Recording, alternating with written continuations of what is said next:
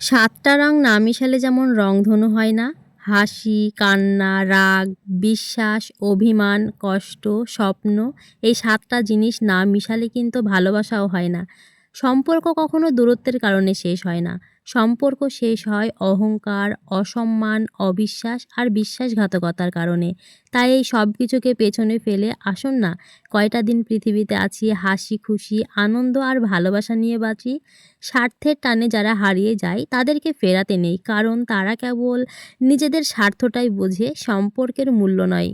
আমি শাহনাজ, প্রাণ চঞ্চল একটা মেয়ে, সব সময় হাসি খুশি থাকতে বেশি ভালোবাসি।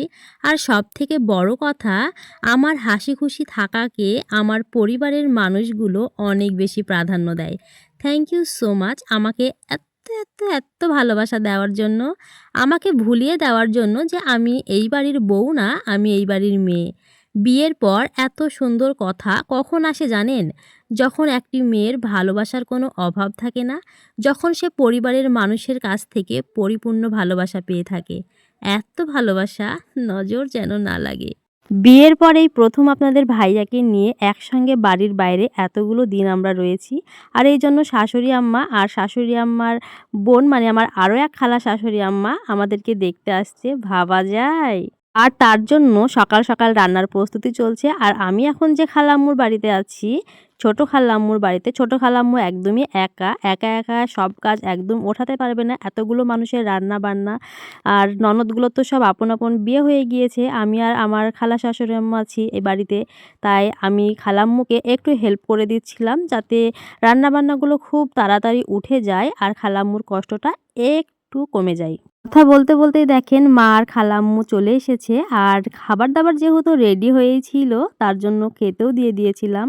আর আমি নিজের হাতেই খাওয়াচ্ছিলাম পাত পেরে। আমি যেমন নিজে খেতে ভালোবাসি, তেমন আমি খাওয়াতেও ভালোবাসি। নিজের হাতে খাওয়াতে আমার বেশ ভালোই লাগে। সেই দিন একসঙ্গে কত যে মজা করেছি বলার বাহিরে। আসলে সবাই একসঙ্গে থাকলে অনেক বেশি মজা হয়। আস্তে আস্তে প্রায় তাদের বিকেল হয়ে গিয়েছিল। খাওয়া দাওয়া কমপ্লিট করে আবার যাই যাই করছিল। আমি তাদেরকে একদমই যেতে দেব না। যা করেই হোক না কেন ধরে বেঁধে রাখবই রাখবো। আমি যেখানেই যাই না কেন খুব তাড়াতাড়ি সহজেই সব্বাইকে আপন করে ফেলি। আসলেই ভালোবাসা দিলেই ভালোবাসা পাওয়া যায়। খালাম্মুর বাড়ির আশপাশের মানুষগুলো আসলে অনেক বেশি আন্তরিক। এই কয়দিনে আমাকে অনেক আপন করে নিয়েছে, এত এত ভালোবাসা দিয়েছে। যেই কয়দিন আমি এখানে আছি সেই কয়দিন আমি এমনভাবে চলাফেরা করেছি কেউ বুঝতেই পারবে না যে আমি এখানকার অতিথি। এই যে বললাম না আম্মুদেরকে আজকে যেতে দেব না, যেভাবেই হোক ধরে বেঁধে রাখবো। দেখেন তো রাত হয়ে গেল, আমি কিন্তু তাদেরকে যেতে দিইনি। আর এখন তারা ৩ বোনে এক হয়েছে আর বেথুয়ার শাক বাচ্ছে। ৩ বোনকে একসঙ্গে করতে পেরে আমারও খুব ভালো লাগছে। ছোটবেলায় তারা কত আনন্দ আর মজাতে কাটিয়েছে, আর এখন বড় হয়ে গিয়েছে, আপন আপন সংসার হয়েছে, সেরকম তো দেখা সাক্ষাৎ হয় না বললেই চলে। আচ্ছা, মেয়েদের জীবনই কেন এমন হয়? সকাল হয়ে গিয়েছে, তারা তাদের বাড়িতে ফিরবে আর আমি এখানে আরও কিছুদিন থেকে যাব।